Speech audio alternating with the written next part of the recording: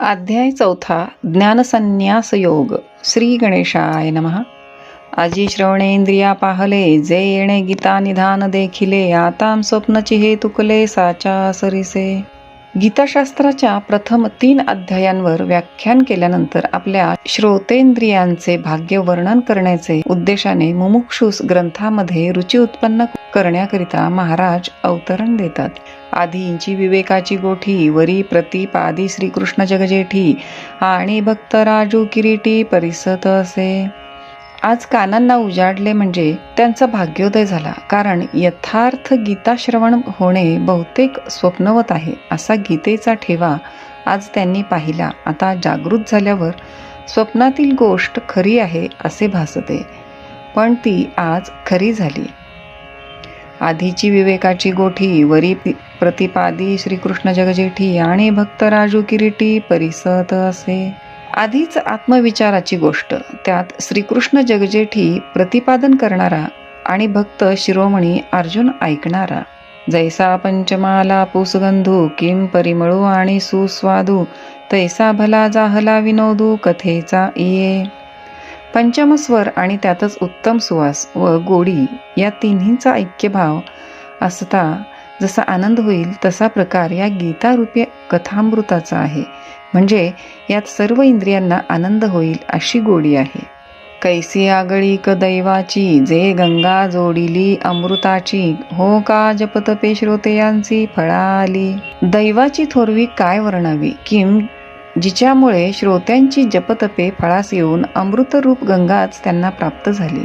आता इंद्रिय जात आगवे, तीही श्रवणाचे घर रिघावे, मग संवाद सुख भोगावे गीताख्य हे. म्हणून सर्व इंद्रियांनी आपापली कामे सोडून श्रवणाचे ठिकाणी वास करून कृष्णार्जुन संवादरूप गीतेचे सुख घ्यावे. हा अतिसो अतिप्रसंगे, सांडोनी कथाची ते सांगे, जे कृष्णार्जुन दोघे बोलत होते. तेव्हा संत मंडळी ज्ञानेश्वरास म्हणाली की, आता तुझा अप्रासंगिक पाल्हाळ पुरे कर. कृष्णार्जुन जे बोलत होते ती कथा आम्हाला सांग. ते वेळी संजयो राया ते म्हणे, अर्जुनो अधिष्ठिला दैवगुणे, जे अतिप्रीती श्रीनारायणे बोलतू असे. त्यावेळेस संजय धृतराष्ट्रास म्हणाला, दैवसंपत्तीने युक्त असलेल्या अर्जुनास श्रीकृष्ण अतिप्रेमाने म्हणाले, कशावरून म्हणशील तर, जे न संगेसी पितया वसुदेवासी, जे न संगेची माते देवकीसी, जे न संगेची बंधू बळीभद्रासी, ते गुह्य अर्जुनेसी बोलत. जे गुह्य श्रीकृष्णांनी आपला पिता वसुदेव, माता देवकी व बंधू बलराम ह्यासही सांगितले नाही, ते अर्जुनास सांगितले. देवी लक्ष्मी एवढी जवळीक, परी तेही न देखे या प्रेमाचे सुख, आजी कृष्ण स्नेहाचे बीक यातेची अथी. लक्ष्मी देवी इतकी नेहमी सन्निध राहणारी, पण तिलाही ज्या प्रेमसुखाचा अनुभव लाभला नाही, त्या कृष्ण प्रेमाचे पात्र आज अर्जुन झाला आहे. काय चमत्कार सांगावा. सनकादिकांची आशा वाढिनल्या होती या किर बहुवसा, परी त्याही येणे माने यशा येतीची नाम. सनकादिक त्याची खूप दिवसांपासून इच्छा करीत होते, पण त्यांनाही इतक्या योग्यतेचे ते प्रेम प्राप्त झाले नाही. या जगदीश्वराचे प्रेम येथ दिसतसे निरुपम, कैसे पार्थे येणे सर्वोत्तम पुण्य केले.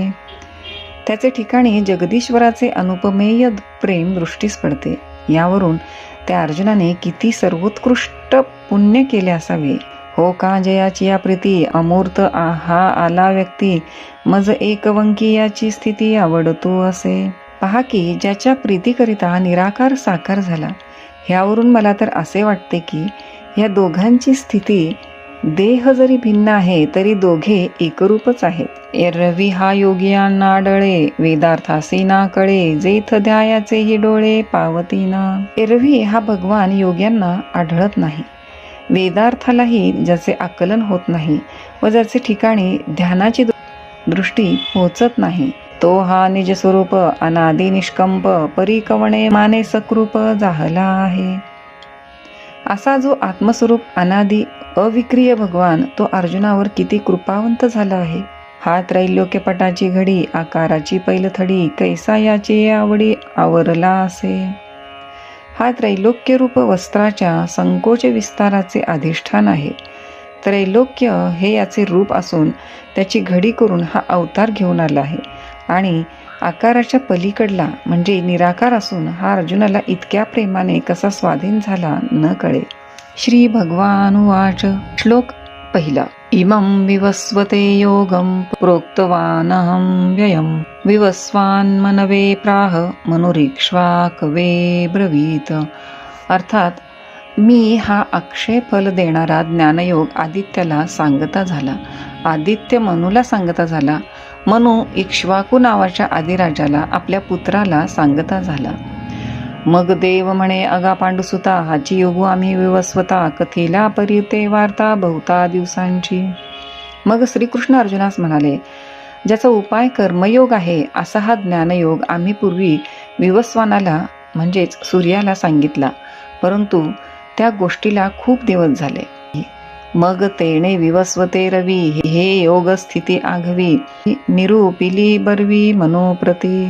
सूर्याने हा सर्व योग वैवस्वत मनुला सांगितला. मनुने आपण अनुष्ठिली, मग इक्ष्वाकुवा उपदेशिली, ऐसी परंपरा विस्तारली आद्य हे गा. आणि मनुने त्याचे आचरण करून इक्ष्वाकू नामक आपल्या पुत्रास त्याचा उपदेश सांगितला. अशी ही मुळापासून परंपरा चालत आली आहे. श्लोक दुसरा. एवं परंपरा प्राप्तमीमं राजर्षयो विदुः सकोलेनेह महता योगो नष्टः परंतप. अर्थात याप्रमाणे क्षत्रियांच्या परंपरेने प्राप्त झालेल्या या योगास राजर्षी जाणते झाले. त्यांनी या योगाचे अनुष्ठान केले हे अर्जुना, पण मध्ये पुष्कळ काळ निघून गेल्यामुळे तो योग यावेळी संप्रदाय रहित झाला आहे. मग आणि कही या योगाते राजर्षी जाहले जाणते परीत इथे थोनी आता सांप्रते नेणेजी कोणी. पुढे आणखीही काही राजर्षींना हा योग माहीत होता, परंतु आता अलीकडे तो फारसा कोणी जाणत नाही. जे प्राणिया कामी भरू देहाची बर्या धरू म्हणून पडिला विसरू आत्मबोधाचा. कारण प्राणीमात्राची आवड विषय सेवनाविषयी असून देहावरच विशेष प्रेम असल्यामुळे त्यांना आत्मबोधाचा विसर पडला. आव्हांटली या आस्था बुद्धी विषय सुखची परमावधी जीव तैसा उपाधी आवडे लोका. आस्तिक बुद्धी आडमार्गाने गेल्यामुळे विषय सुख म्हणजेच इति कर्तव्यता असे लोकांना वाटून ते जीवाप्रमाणेच विषयरूप उपाधीवर प्रेम करू लागले. एरहवी तरी खवणे यांच्या गावी पाटा उवे काय करावी सांगे जात्यंधारवी काय आथी. असे पहा, दिगंबराच्या गावात उंची वस्त्रांची चाड काय असणार, किंवा जन्मांधाला सूर्याचा काय उपयोग सांग बरे. काम बहिरयांच्या स्थानी कवण गीता ते मानी किम कोल्हे या चांदणी आवडी उपजे. किंवा बहिऱ्यांच्या सभेत गाण्याला कोण मान देणार, अथवा कोल्ह्याला चांदण्यापासून कसा आनंद होईल. पै चंद्रोदया आरवते जयांचे डोळे फुटती असते ते कावळे केवी चंद्राते ओळखते. तसेच चंद्रोदयापूर्वी ज्यांचे डोळे फुटतात मिटतात ते कावळे चंद्रास कसे ओळखतील. तैसी वैराग्याची शिवन देखती जे विवेकाची भाषा नेणती ते मूर्ख केवी पावती मज ईश्वराते. त्याचप्रमाणे ज्यांनी वैराग्याची शिवसुद्धा पाहिली नाही आणि ज्यांना विचाराचे नाव देखील माहीत नाही त्या मूर्खांना मग परमेश्वराचा लाभ कसा होईल. कैसा नेणो मोहवाडी नेला तेने बहुतेक काळू व्यर्थ गेला म्हणून योगू हा लोपला लोकी इये. हा मोह इतका कसा वाढला कोण जाणे, पण त्यामुळे बहुतेक काळ व्यर्थ गेला आणि म्हणून ह्या लोकी हा योग बुडाला. श्लोक तिसरा. स एवायं मया तेद्य योगः प्रोक्तः पुरातनः भक्तोऽसि मे सखा चेति रहस्यं हेतदुत्तमम्.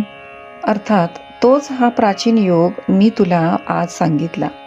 ते का तर तू माझा भक्त आहेस व सखा आहेस म्हणून सांगितला, कारण हे उत्तम ज्ञान आहे.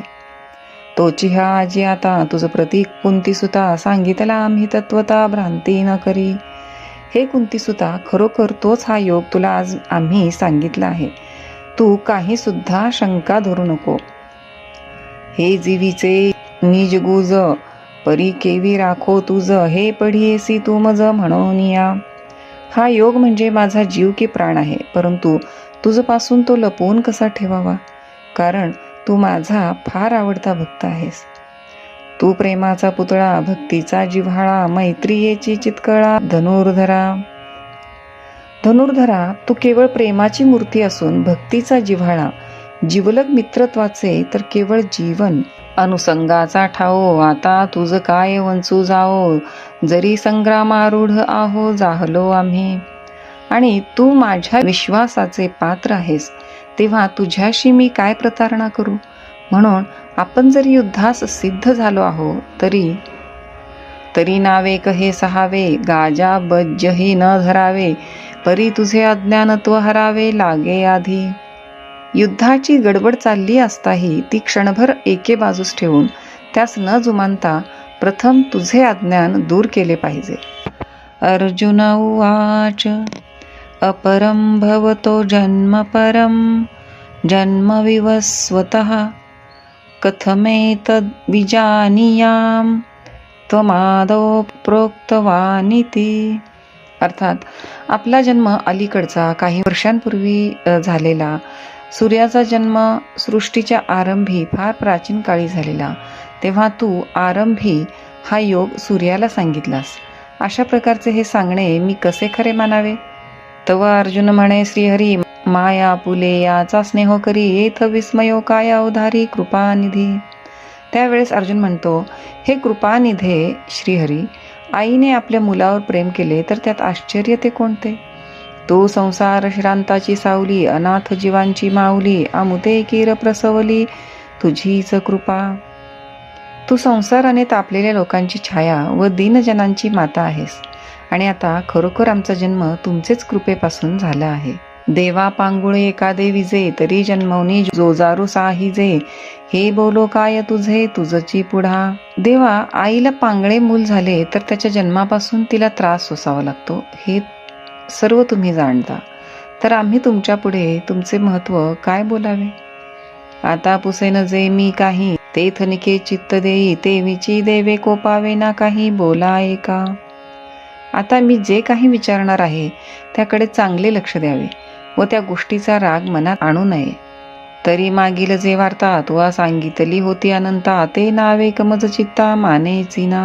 हे अनंता, तुम्ही जी मागील गोष्ट म्हणून सांगितली, सूर्याला हा कर्मयोग मी सांगितला त्याची, ती माझ्या मनाला पटत नाही. जे तो विवस्वतू म्हणजे काही, ऐसे हे वडिला ठाऊवे नाही, तरी तुवाची केवी पाही उपदेशिला. सूर्य म्हणजे कोण हे आमच्या वाडवडिलांना सुद्धा माहीत नाहीत, तर त्याला आपण कधी व कसा उपदेश केला. तो तरी ऐकी जे बहुता काळांचा, आणि तू तव कृष्ण सांपेचा, म्हणून गायी मातूचा विसंवादू. तो सूर्य तर फार जुनाट आहे असं ऐकतो, आणि आपण तर श्रीकृष्णा हल्लीचे, म्हणून ह्या गोष्टीत आम्हाला विरोध दिसतो. देवीचे देवाचरित्र तुझे, आपण काहीची नेणीजे, हे लटिके केवी म्हणीजे एकी हेळा. तशातून देवा तुमचे चरित्र अगाध, आम्हास काही कळत नाही, तेव्हा आपण म्हणता ते खोटे आहे असे तरी आम्ही एकदम कसे म्हणावे. परी हेची मातू आघवी, मी परी येसे आईशी सांगावी, जे तू आंची रवी केवी पाही उपदेशू केला.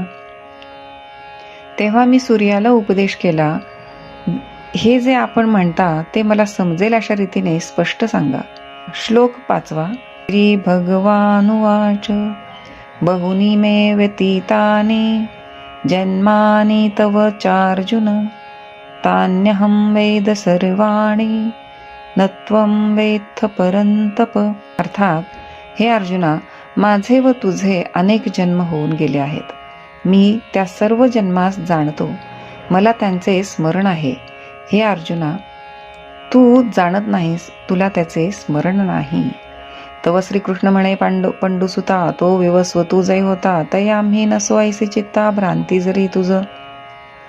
तेव्हा श्रीकृष्ण म्हणाले, अर्जुना, ज्या वेळेस तो सूर्य होता त्यावेळेस आम्ही नव्हतो, अशी जरी तुझ्या मनात शंका आली तरी तू गाहे नेणसी, पै जन्मे आम्हा तुम्हासी, बहुते गेली परी ती येन स्मरसी आपुली तू. तरी तुला हे माहीत नाही की तुझे व माझे पुष्कळ जन्म झाले, परंतु तुझ्या जन्माची तुला आठवण नाहीये. मी जेणे जेणे अवसरे, जे जे होऊन अवतरे, ते समस्त ही स्मरे धनुर्धरा. अर्जुना, मी ज्या ज्या वेळेस जे जे अवतार घेतले त्या सर्व अवतारांचे मला स्मरण आहे. श्लोक 6. अजोपि सन्नव्ययात्मा भूतानामीश्चरोऽपि सन् प्रकृतिं स्वामधिष्ठाय संभवाम्यात्ममायया. अर्थात मी अंतर्यामी, साक्षी, जन्मरहित असून माझे ज्ञान शक्ती स्वरूप कधीही क्षीण न होणारे असे असूनही अब्रह्मस्तंभपर्यंत भूतांचा ईश्वर नियमन करणारा असून आपल्या त्रिगुणात्मक मायाख्य प्रकृतीला वश करून घेऊन आपल्या अचिंत्य सामर्थ्याने जन्म घेतो. मी जणू काय देहवान असल्यासारखा होतो. म्हणून हे आगवे मागील मज आठवे, मी आजूही परिसंभवे प्रकृती योगे. म्हणून मला मागील सर्व गोष्टींचे स्मरण आहे. मी जन्मरहित असूनही मायेच्या योगाने अवतार घेतो. माझे अव्ययत्व तरी न दिसे, परी होणे जाणे एक दिसे, ते प्रतिबिंबे मायावशे माझ्याची ठाई. माझे अव्ययत्व नाहीसे होत नाही, पण अवतार घेणे व तो संपविणे हे जे भासते ते मायेच्या योगाने माझ्या ठिकाणीच भासते. माझी स्वतंत्रता तरी न मोडे, परी कर्माधीनो ऐसा आवडे, तेही भ्रांती बुद्धी तरी घडे एरवी नाही. माझ्या स्वातंत्र्याचा तर भंग होत नाहीच, पण मी कर्माधीन आहे असे जे लोकास वाटते ते भ्रमामुळे वाटते. बाकी खरे पाहता तसे काही नाही. किम एकची दिसे दुसरे, ते दर्पणाचे नि आधारे, एरवी काय वस्तू विचारे दुजे आहे. किंवा एकच वस्तू आरशासमोर ठेविली असता दोन ठिकाणी दिसते, पण वस्तुस्थितीचा विचार केला तर त्या दोन असतात का? तैसा अमूर्तची मी किरीटी, परी प्रकृती जै अधिष्ठी, तै साकारपणे नटनटी कार्या लागी. त्याप्रमाणे अर्जुना, मी तर निराकारच आहे, पण जगतकर्त्यासाठी मायेचा स्वीकार करून नटाप्रमाणे बाह्यतः आकार धारण करीतो. श्लोक 7. यदा यदा हि धर्मस्य ग्लानिर्भवति भारत अभ्युत्थानमधर्मस्य तदात्मानं सृजाम्यहम्. अर्थात, हे अर्जुना, जेव्हा जेव्हा धर्माची हानी होते व अधर्माचा उद्भव होतो त्या त्यावेळी मी कूटस्थ आत्मा स्वतःला उत्पन्न करीतो. जे धर्मजात आघवे युगायुगी म्या रक्षावे, ऐसा ओघू हा स्वभावे अद्यो असे. धर्म म्हणून जेवढे आहेत त्यांचे मी युगायुगांचे ठायी रक्षण करावे असा क्रम अगदी मुळापासून चालत आलेला आहे. म्हणून अजत्व परते ठेवी, मी अव्यक्तपणही नाठवी, जे वेळी धर्माते अभिभवी अधर्मो हा. म्हणून ज्या ज्या वेळी अधर्माने धर्माचा नाश होतो त्या त्यावेळी मी आपला जन्मरहितपणा बाजूला ठेवून व निराकारपणाची आठवणही धरीत नाही. श्लोक 8. परित्राणाय साधूनां विनाशाय च दुष्कृतां धर्मसंस्थापनार्थाय संभवामी युगे युगे. अर्थात, सन्मार्गस्थांचे सर्व प्रकारे रक्षण करण्याकरिता व पाप्यांचा विनाश करण्याकरिता आणि धर्माची उत्तम प्रकारे स्थापना करण्याकरिता मी दर युगात उत्पन्न होतो. ते वेळी आपुल्याचे नि कैवारे, मी साकारू होऊनी अवतरे, मग अज्ञानाचे अंधारे गिळूनी घाली. त्यावेळी भक्तांच्या कैवाराने देह धारण करून अवतार घेतो आणि मग अज्ञानरूप अंधारास गिळून टाकतो. अधर्माची अवधी तोडी, दोषांची लिहिली फाडी, सज्जनांकरवी गुढी सुखाची उभवी.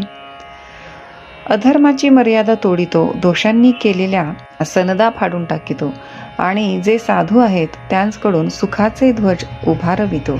दैत्यांची कुळे नाशी, साधूंचा मानो गिवशी, धर्माशी नीतीशी शेज भरी. दैत्याच्या अधर्मीयांच्या कुळाचा नाश करतो व साधूंना योग्य मान देववितो आणि धर्म व नीती यांची ओटी भरतो, गाठ घालतो. मी अविवेकाची काजळी, फेडुनी विवेक दीप उजळी, तै योगिया पाहे दिवाळी निरंतर. अविचाररूप काजळी काढून विचाररूप दिवा प्रज्वलित करीतो. त्यावेळी योगी लोकांना निरंतर आनंदाची दिवाळी भासते. सत्सुखे विश्व कोंदे, धर्मूची जगी नांदे, भक्ता निगती दोंदे सात्विकाची. मग सत्सुखाने सर्व विश्व भरून जाते. जिकडे तिकडे लोक धर्माचे आचरण करीतात आणि भक्तजन सत्वगुणाने परिपूर्ण होतात. तै पापांचा आचळू फिटे, पुण्याची पहाट फुटे, जय मूर्ती माझी प्रकटे पंडू कुमरा. अर्जुना, ज्यावेळी माझा अवतार प्रकट होतो त्यावेळी पापांचे पर्वत नाहीसे होतात व पुण्याचा उदय होतो. ऐसे या काजा लागी अवतरे मी युगी युगी, परी हेची ओळखे जो जगी तो विवेकिया. अशा कामाकरिता मी युगायुगांचे ठायी अवतार धारण करीतो, परंतु असे जो ओळखतो तोच जगात विचारवान होय. श्लोक 9. जन्म कर्म च मे दिव्यमेवं यो वेत्ति तत्त्वतः त्यक्त्वा देहं पुनर्जन्म नैति मामेति सोऽर्जुन. अर्थात जो माझा वर सांगितलेल्या प्रकारचा अलौकिक जन्म व कर्म अगदी बरोबर जाणतो तो देहाला टाकून पुनर्जन्मास प्राप्त होत नाही, तर हे अर्जुना तो मला प्राप्त होतो. माझे अजत्वे जन्मने अक्रियताची कर्म करणे हे अविकार जो जाणे तो परममुक्त. माझे अजत्व कायम असून जन्म घेणे व अकर्तृत्व कायम असून कर्म करणे असे जे माझे निर्विकार स्वरूप ते जो निशंक जाणतो तोच परमयुक्त होय. तो चालिला संगे न चढे देहीचा देहा ना कळे मग पंचत्वित्व मिळे माझ्याची रूपी. असे जाणणारा देहाच्या संबंधाने जरी चालतो असा दिसला तरी तो चालत नाही आणि त्याने देह धारण केला तरी तो देहभावाने आकळीला जात नाही, मग मेल्यावर माझ्या स्वरूपात येऊन मिळतो. श्लोक 10. वितराग भय क्रोधा मन्मया मामुपाश्रितः बहवो ज्ञान तपसा पूता मद्भाव मागताः. अर्थात विषयासक्ती, भय व क्रोध ज्यांच्यापासून निघून गेले आहेत असे ईश्वरमय झालेले, ईश्वराहून मी भिन्न आहे असे न समजणारे, माझाच पूर्ण आश्रय केलेले केवळ ज्ञाननिष्ठ असे अनेक लोक आजवर ईश्वराचे ज्ञान याच तपाने पवित्र झालेले माझ्या भावास, स्वरूपास, मोक्षास प्राप्त झाले आहेत. एरवी परापर न शोचिती जे कामना शून्य होती, वाटा के वेळी न वचती क्रोधाची. एरवी मागील व पुढील गोष्टींचा जे शोक करीत नाहीत आणि जे वासनारहित असतात ते कोणत्याही वेळेस क्रोधाच्या मार्गाला जात नाहीत. सदा मियाचे याथिले माझिया सेवा जियाले किमात्मबोधे तोषले वितरागजे. जे विषय प्रीती रहित आहेत, जे नेहमी माझ्या स्वरूपाच्या प्राप्तीमुळे आपल्यास धन्य मानतात आणि माझ्याच सेवेमुळे जे वाचले आहेत किंवा जे ज्ञानाच्या बोधाने संतोष पावतात. जे तपोतेजाची या राशी किम एकायतन ज्ञानासी जे पतिव्रता तीर्थांसी तीर्थरूप. जे तपाच्या तेजाच्या राशी किंवा ज्ञानाचे घरच अथवा जे तीर्थालाही पवित्र करणारे तीर्थरूप आहेत, ते मद्भावा सहजे आले मी तेची ते होऊन ठेले जे मजतया उरले पदर नाही. ते माझ्या स्वरूपात सहज येऊन मिळतात आणि तद्रूपच होतात. त्यांच्यात व माझ्यात भिन्न भाव नसतो. सांगे पितळेची गंधी काळीक जे फिटली होय निशेख ते सुवर्ण काही आणिक जोडू जाई जे. सांग की पितळेचा कळकटपणा व रंग अजिबात नाहीसा झाला तर मग सोने संपादन करावयास दुसरीकडे गेले पाहिजे काय? तेच सोने तैसे यमनियमी कडसले जे तपो ज्ञाने चोखाळले मी तेची ते जाहले येथ संशयो कायसा. त्याचप्रमाणे जे यमनियमादी अष्टांग योगात पारंगत होऊन तपाने व ज्ञानाने शुद्ध झाले आहेत ते मद्रूप झाले, त्याविषयी संशय कशाला पाहिजे? श्लोक. ये यथा मां प्रपद्यन्ते तांस्तथैव भजाम्यहं मम वर्त्मानुवर्तन्ते मनुष्याः पार्थ सर्वशः. अर्थात जे लोक मला ज्या प्रकारे भजतात त्यास तसाच मी भजतो, तसाच त्यावर अनुग्रह करतो. हे अर्जुना, मानव सर्व प्रकारे माझ्या मार्गास अनुसरतात. एरवी तरी पाही जे जैसे माझ्या ठाई भजती तया मीही तैसाची भजे. सहज पाहिले तर जे ज्या ज्या भावाने मला भजतात त्या त्या भावाने मीही त्यांना तसाच भजतो. देखे मनुष्य जात सकळ हे स्वभावता भजनशीळ झाले असे केवळ माझ्याची ठाई. हे पहा, मनुष्य मात्राची स्वभावतःच माझे भजन करण्याकडे प्रवृत्ती आहे. परिज्ञाने विननाशिले जे बुद्धिभेदासी आले तेणेची त्या कल्पिले अनेकत्व. परंतु अज्ञानामुळे म्हणजे आपण परमात्मा स्वरूपच आहोत हे न समजल्यामुळे बुद्धीचे ठिकाणी भेद उत्पन्न होऊन मी जो एक आहे त्या माझे ठिकाणी ते अनेकत्व कल्पितात. म्हणून अभेदी भेदू देखिती या अनाम्या नामे ठेविती देवी देवो म्हणती अचर्चाते. म्हणून सर्व भूतमात्रांशी अभिन्न असता माझ्या ठिकाणी भेद कल्पितात. मी नामरहित असून मला अनेक नावे देतात आणि ज्या ज्या विषयी चर्चा करता येणे शक्य नाही असा मला कोणी देव कोणी देवी असे म्हणतात. जे सर्वत्र सदा सम तेत विभाग अधमोत्तम मतीवशे संभ्रम विवंचिती. आपापल्या बुद्धीप्रमाणे जो मी नेहमी सर्व ठिकाणी सारखा आहे त्या माझ्या ठिकाणी ते भ्रमाने वाईट चांगला असा भेद मानतात. श्लोक 12. कांक्षतः कर्मणां सिद्धिं यजन्त इह देवताः क्षिप्रं हि मानुषे लोके सिद्धिर्भवती कर्मजा. अर्थात कर्मांच्या सिद्धीची आकांक्षा इच्छा करणारे अधिकारी पुरुष या लोकी इंद्र अग्नी इत्यादी देवतांची पूजा करीतात.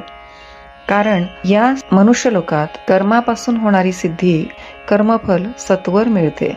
मग नाना हेतू प्रकारे यथोचिते उपचारे मानिले देवतांतरे उपासिती.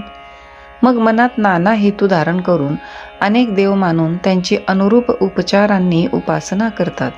तेथ जे जे अपेक्षित ते तैसेंची पावती समस्त परी ते कर्मफळ निश्चित ओळख तू. या उपासनेत ज्यांचे जे इच्छित असते ते त्यांना तसेच प्राप्त होते, परंतु ते सर्व त्यांच्या उपासनेचेच फळ आहे असे तू निश्चयाने समज. वांचून देते घेते आणि निभ्रांत नाही सम्यक एथ कर्मची फळसूचक मनुष्यलोकी. खरोखर पाहता देणारा किंवा घेणारा कर्माशिवाय निसंशय दुसरा कोणी नसून ह्या मनुष्यलोकी कर्मापासूनच फलप्राप्ती होते. जैसे क्षेत्री जे पेरिजे ते वाचुनी आन न निपजे काम पाहिजे त्यांची देखिजे दर्पणाधारे. जसे जमिनीत जे धान्य पेरावे तेच उत्पन्न होते नाही किंवा आरशात जे पाहावे तेच दृष्टीस पडते ना. तरी कडे या तळवटी जैसा पुलाची बोलू किरीटी पडी साधू होऊनी उठी निमित्त योगे. किंवा अर्जुना डोंगराच्या कड्याखाली ज्याप्रमाणे आपलाच शब्द प्रतिध्वनीच्या रूपाने उमटतो तैसा समजताम या भजना मी साक्षी भूतू पयार्जुना एथ प्रतिफळे भावना आपुलाली. त्याचप्रमाणे अर्जुना या सर्व उपासनांचा मीच साक्षीभूत आहे. या उपासनेत ज्यांची त्याची भावना फलद्रूप होते. श्लोक 13. चातुर्वर्ण्यं मया सृष्टं गुणकर्म विभागशः तस्य कर्तारमपि मां विद्य कर्तारमव्ययम्. अर्थात मी गुणांचा विभाग व कर्माचा विभाग करून त्याच्या अनुरोधाने 4 वर्ण उत्पन्न केले आहेत. माईक व्यवहारदृष्ट्या मी जरी त्यांचा कर्ता आहे तरी अकर्ता आहे व त्यामुळेच असंसारी आहे असे जाण. आता याची परी जाण 4 हे वर्ण सृजिले म्या गुण कर्म विभागे. आता ह्याचप्रमाणे हे जे 4 वर्ण आहेत तेही गुण व कर्म यांच्या विभागाने मीच उत्पन्न केले आहेत असे तू समज. जे प्रकृतीचे नि आधारे गुणाचे नि व्याभिचारे कर्मेन तदनुसारे विवंचिली. आणि त्या 4ही वर्णांच्या कर्मांची आपापल्या प्रकृती धर्माने आणि गुणांच्या तारतम्याने व्यवस्था केली आहे. एथ एकची हे धनुष्य पाणी परी जाहले गा चहुवर्णी ऐसे गुणकर्म कडसणी केली सहजे. अर्जुना हे सर्व लोक एकच असून चातुर्वर्णात्मक झाले. गुण व कर्म ह्यांच्या योगाने त्यांच्या 4 वर्णांची व्यवस्था सहज झाली. म्हणून ऐके पार्था हे वर्णभेद संस्था मी करता नव्हे सर्वथा याची लागी. गुणकर्मानुरूपच वर्णभेदाची व्यवस्था झाली आहे. म्हणून पार्था या वर्णभेदाच्या स्थापनेचा मी मुळीच करता नाही. श्लोक 14. न माम कर्माणि लिंपन्ति न मे कर्म फले स्पृहा इति माम योभिजानाति कर्मभिर्न सबध्यते. अर्थात मला कर्मे पुण्यपापाने लिप्त करीत नाहीत. कर्माच्या फलाविषयी माझी इच्छा नाही. याप्रमाणे मला आत्म्याला सर्व प्रकारे जाणतो तो कर्माने बद्ध होत नाही. हे मजची स्तव जाहले परिम्या नाही केले, ऐसे जेणे जाणितले तो सुटला गा. हा वर्णभेद जरी माझ्यापासून झाला आहे, म्हणजे माझ्या सत्तेने झाला आहे, तरी तो मी केला नाही असे जो जाणतो तोच कर्मातीत आहे. श्लोक 15. एवं ज्ञात्वा कृतं कर्म पूर्वैरपि मुमुक्षुभिः कुरु कर्मेव तस्मात् त्वं पूर्वेह पूर्वतरं कृतं. अर्थात पूर्वींच्याही मुमुक्षींनी असे जाणून कर्म केले, म्हणून तू पूर्वीच्या मुमुक्षींनी त्यांच्याही पूर्वीचे केलेले कर्मच कर. मागील मुमुक्षू जे होते तीही ऐशिया जाणूनी माते कर्मे केली समजते धनुर्धरा. अर्जुना, पूर्वीचे जे मुमुक्षू झाले त्यांनी अशा प्रकारेच मला जाणून सर्व कर्मे केली. परी ते बीजे जैसी दग्धली नुगवतीची पेरिली, तैशी कर्मेची परी तया जाहली मोक्ष हेतू. परंतु ज्याप्रमाणे भाजलेले बी पेरले असता मुळीच उगवत नाही, त्याप्रमाणे त्यांची निष्काम कर्मेच त्यांना मोक्षप्राप्तीस कारणीभूत झाली. एथ आणि कही एक अर्जुना, हे कर्मा कर्म विवंचना आपुलिये चाडे सज्ञाना योग्य नव्हे. आणि अर्जुना, त्यात आणखी एक गोष्ट अशी आहे की हे कर्म आहे की अकर्म आहे यांचा विचार आपल्याच मताने ठरविणे बुद्धिमानास सुद्धा कठीण आहे. श्लोक 16. किम कर्म किम कर्तेति कवयोप्यत्र मोहिताः तत्ते कर्म प्रवक्ष्यामि यज्ञात्वा मोक्षसे शुभात. अर्थात कर्म काय व अकर्म काय याविषयी मोठमोठे बुद्धिमानही मोहित झालेले आहेत. म्हणून तुला कर्म अकर्म वगैरे काय आहे ते मी सांगतो. जे कर्मादी जाणून संसारापासून मुक्त केला जाशील, मुक्त होशील.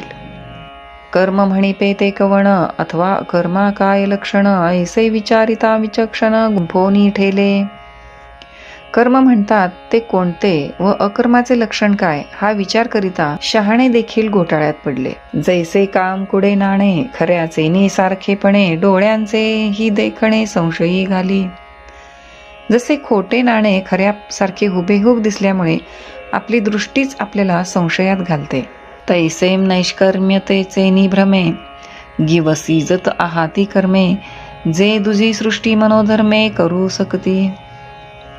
तसे संकल्प मात्रे करून प्रतिसृष्टी निर्माण करण्याचे सामर्थ्य ज्यांना आहे, ते ज्याला भ्रमाने नैष्कर्म्य असे समजतात, ते वास्तविक कर्म असून ते कर्माचे पाशात सापडतात.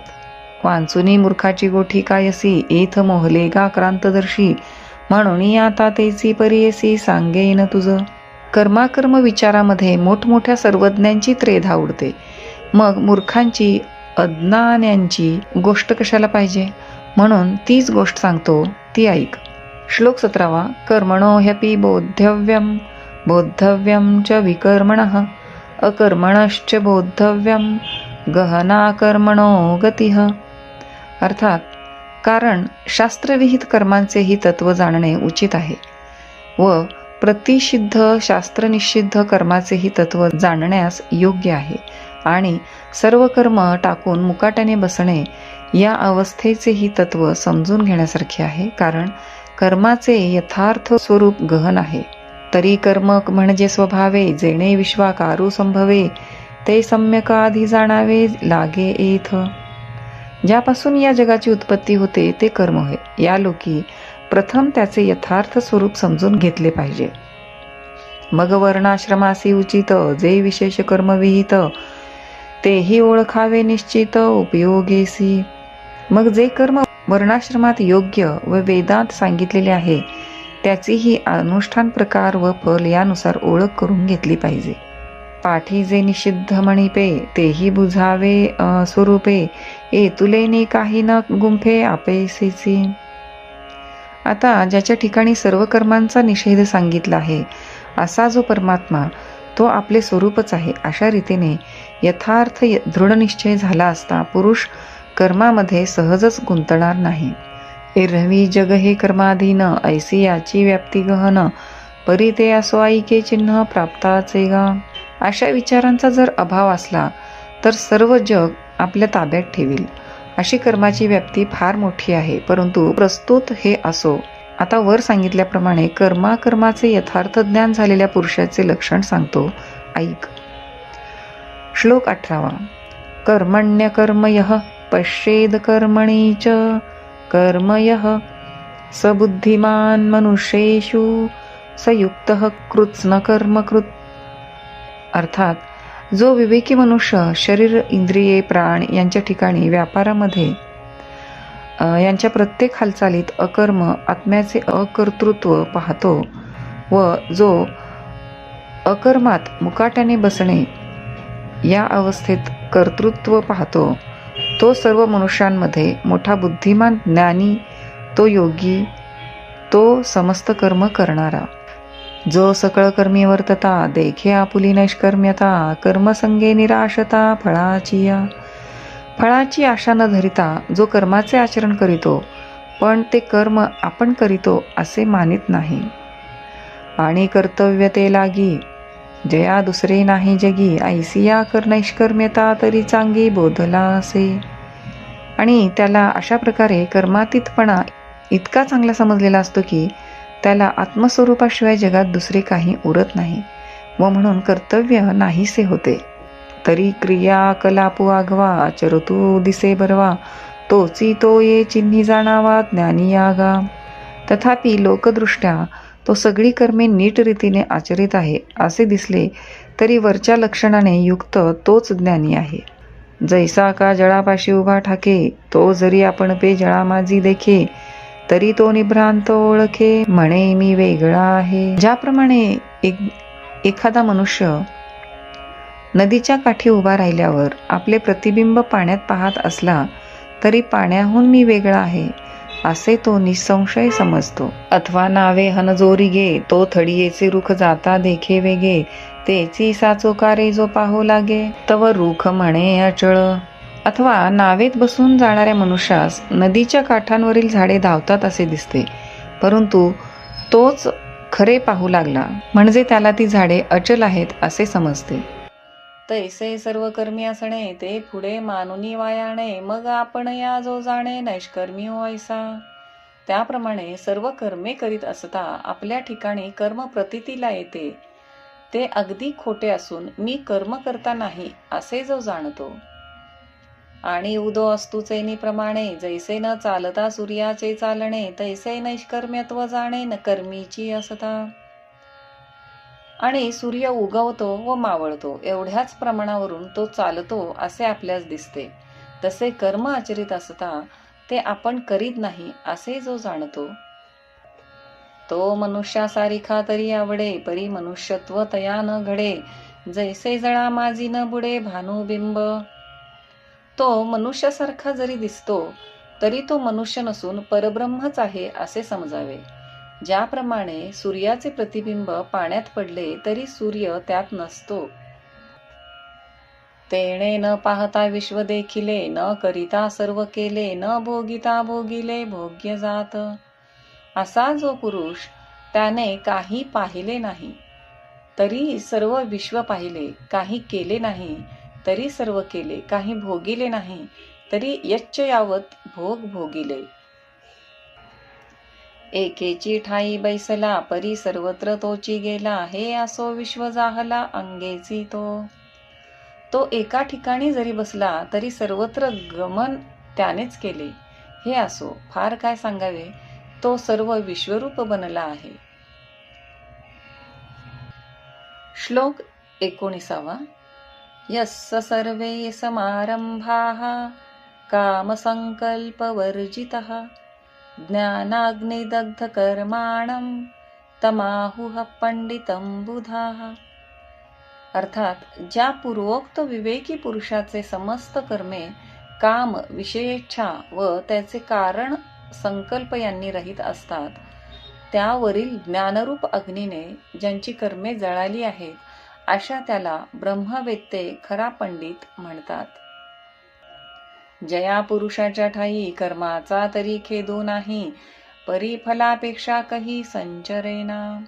ज्या पुरुषाला कर्माचरणाविषयी खेद होत नाही परंतु कर्मफलाची इच्छा ज्याच्या मनात मुळीच उद्भवत नाही आणि हे कर्म मी करीन अथवा आदरिले सिद्धी नेईन, येणे संकल्पे ही जयाचे मन विटाळेना. आणि अमुक एक कर्म मी करीन अथवा अमुक कर्म सुरू केलेले शेवटास नेईन असा संकल्प देखील ज्याचे मनास स्पर्श करीत नाही.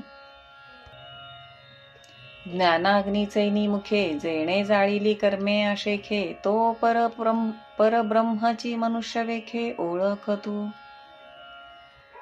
का तर ज्ञानरूप अग्नीचे मुखात ज्याने आपली कर्मे जाळून टाकली आहेत असा तो पुरुष म्हणजे मनुष्य रूपाने परब्रह्मच अवतरला आहे असे समज.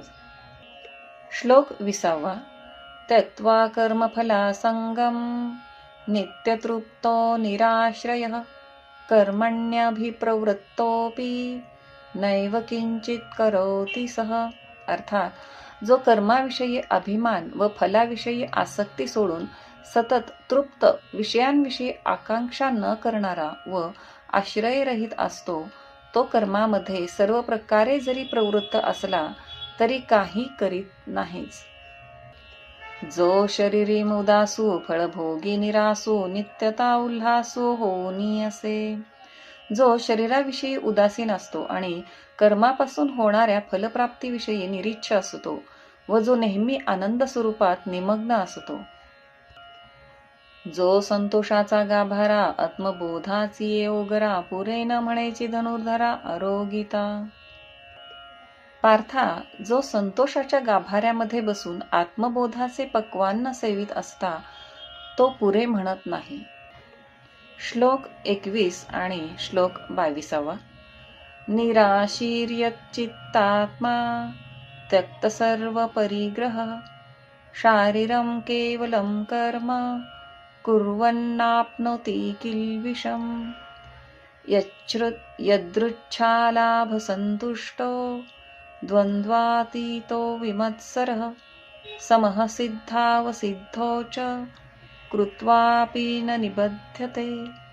अर्थात तृष्ण, शून्य, चित्त व बाह्य शरीरेंद्रिया संघात यांचा ज्याने निग्रह केला आहे असा, ज्याने सर्व परिग्रहांचा त्याग केला आहे असा ज्ञाननिष्ठ यती नुसते शरीरस्थितीला कारण होणारे कर्म जरी करीत असला तरी पापाला दोषाला प्राप्त होत नाही, त्याला दोष लागत नाहीत.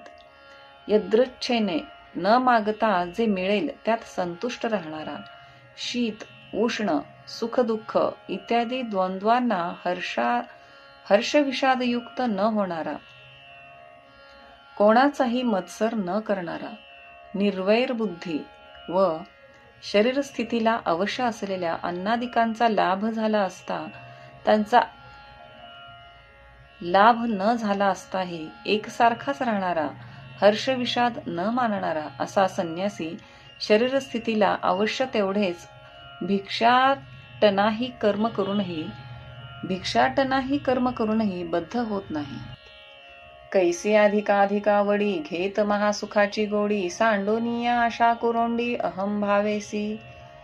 जो अहंकारात सुद्धा आशेची ओवाळणी करून अधिकाधिक प्रेमाने ब्रह्मसुखाची गोडी घेतो. म्हणून अवसरे जे जे पावे किम तेणेची तो सुखावे जया आपुले आणि परावे दोन्ही नाही.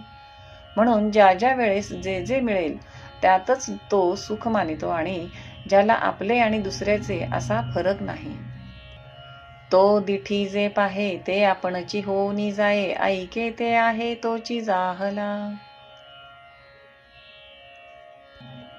तो आपल्या दृष्टीने जे पाहतो ते तो आपणच होतो आणि जे ऐकतो तेही तोच झाला आहे.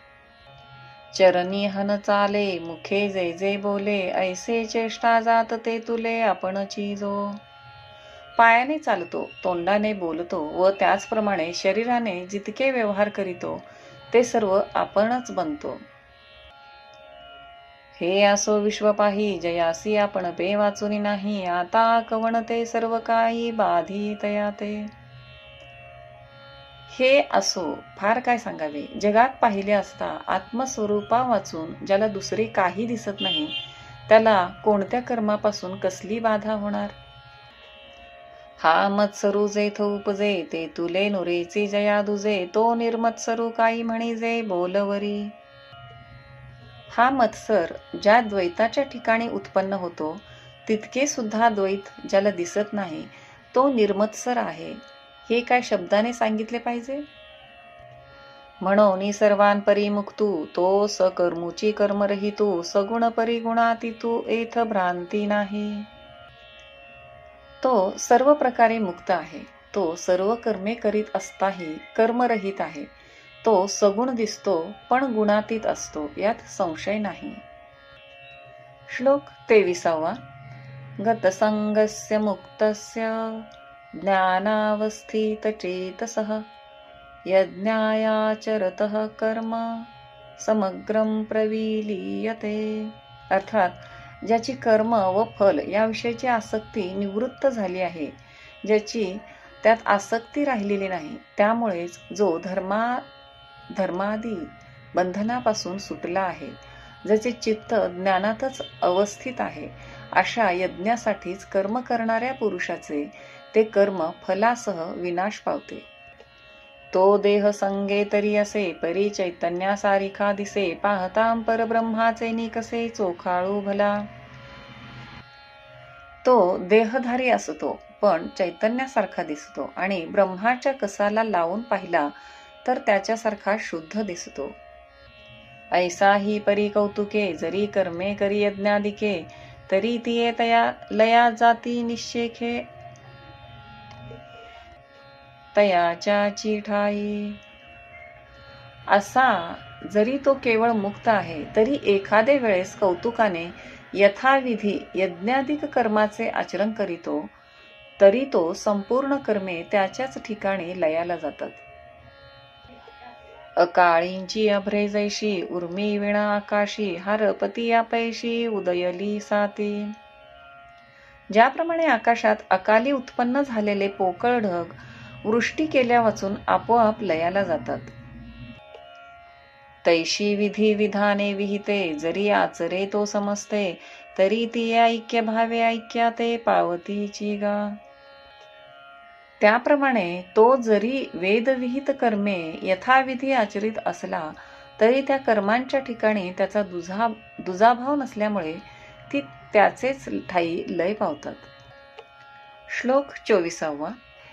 ब्रह्मार्पणं ब्रह्म हविर्ब्रह्माग्रो ब्रह्मणाहुतं, ब्रह्मैव तेन गंतव्यं ब्रह्मकर्म समाधिनः. अर्थात ज्या मंत्राने किंवा जुहू सृक इत्यादी साधनाने ब्रह्मविद हवी अग्नीत अर्पण करीतो, तो मंत्र किंवा जुहू वगैरे साधन ब्रह्म, तूप, भात वगैरे अग्नीत होमावयाचा पदार्थही ब्रह्म, ज्यात होम करावयाचा तो अग्नी ब्रह्म, हवन करणारा यजमान ब्रह्म व प्रत्यक्ष होमक्रियाही ब्रह्मच. ब्रह्मरूप अग्नीत ब्रह्मरूप यजमानाकडून ब्रह्मरूप होम केला जातो. ब्रह्मच कर्म, ज्याच्या चित्ताची समाधी स्थिरता आहे, अशा त्या ज्ञानीपुरुषाकडून ब्रह्मच प्राप्तव्य फल आहे. त्याला इष्ट असलेले फलही ब्रह्मच आहे. जे हे हवन मी होता, का ये यज्ञ हा भोगता, ऐसिया बुद्धीसी नाही भिन्नता म्हणोनिया. हे एक हवन, त्याचा मी एक करता किंवा या यज्ञाचा भोगता अमुक, अशा प्रकारे त्याच्या बुद्धीचा भिन्न भाव नाही. म्हणून जे इष्टयज्ञ यजावे ते हविर्मंत्रादि आघवे, तो देखतसे अविनाश भावे आत्मबुद्धी. जे जे इष्टयज्ञ करीतो त्यातील होमद्रव्ये व मंत्र ही सर्व आत्मस्वरूप म्हणजे ब्रह्मरूपच आहेत, असे तो आत्मज्ञ समजतो. म्हणून नैष्कर्म्य धनुर्धरा आता, म्हणून ब्रह्मतेची कर्म ऐसे बोधा आले जया सम, तया कर्तव्य ते नैष्कर्म्य धनुर्धरा. म्हणून अर्जुना, ब्रह्म तेच कर्म अशी समबुद्धी ज्याच्या अंतरंगात बाणली, त्याने कर्म केले तरी ते नैष्कर्म्यच होय. आताम अविवेको कुमारत्वा मुकले, जया विरक्तीचे पाणी ग्रहण जाहले, मग उपासन जिही आणिले योगाग्नीचे. ज्याची अविचार रूप बाल्यावस्था गेल्यावर विरक्तीशी लग्न लागते, कारण लग्न झाल्या वाचून अग्निसेवा करिता येत नाही. मग जीव ब्रह्मैक्य रूप जो योगाग्नी, त्याची उपासना ज्यांनी आरंभिली. श्लोक. दैवमेवापरे यज्ञं योगिनः पर्युपासते, ब्रह्माग्रावपरे यज्ञं यज्ञेनैवोपजुह्वति. अर्थात काही योगी म्हणजे कर्मठ लोक दैवच यज्ञ, इंद्र, अग्नी इत्यादी देव ज्यात पूजिले जातात असा यज्ञ करीतात.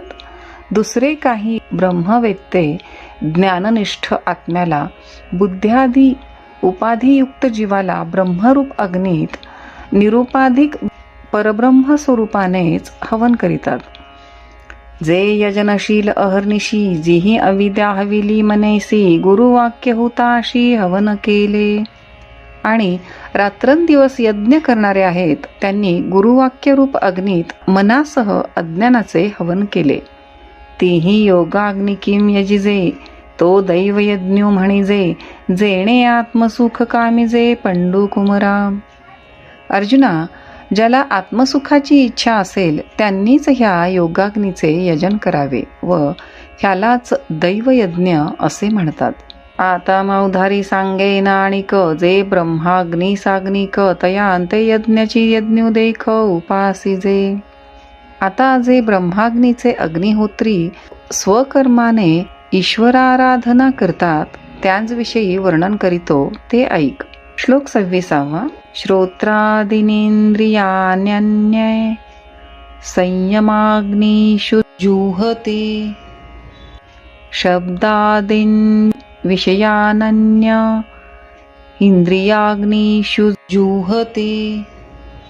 अर्थात दुसरे योगी श्रेय साधनांचे अनुष्ठान करणारे श्रोत्राधिक इंद्रिये, 5 इंद्रियांचा 5 प्रकारचा संयम, निग्रह हेच अग्नी त्यात होमितात.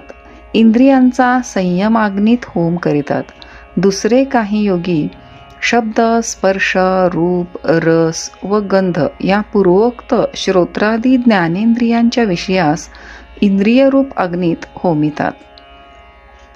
एक संयमाग्निहोत्री, ते युक्तित्रयाच्या मंत्री, यजन करीती पवित्रीम इंद्रिय द्रव्यी. कोणी आत्मसंयमरूप अग्नीमध्ये होम करणारे, ते कायिक, वाचिक व मानसिक या 3 युक्तिमंत्रांनी पवित्र इंद्रियरूप द्रव्याने हवन करीतात. एका वैराग्य रवी विवळे, तव संयती विहार केले, तेथ अपावृत्त जाहले इंद्रियानळ. कोणी वैराग्यरूपी सूर्य उगवल्यावर संयमाग्नीचे उद्धरण करून तो प्रज्वलित झाल्यावर इंद्रियरूप अग्नी ज्ञानाने पेटवितात. तीही विरक्तीची ज्वाळा घेतली, तव विकारांची इंधने पळीपली, तेथ आशा धुमे सांडिली 5ही कुंडे. त्या इंद्रियाग्नीने वैराग्यरूप ज्वाला घेतली, तेव्हा लागलीच विषयविकार रूप लाकडे पेटली. तेव्हा ज्ञानेंद्रियांच्या कुंडाचा आशारूप धुराने त्याग केला.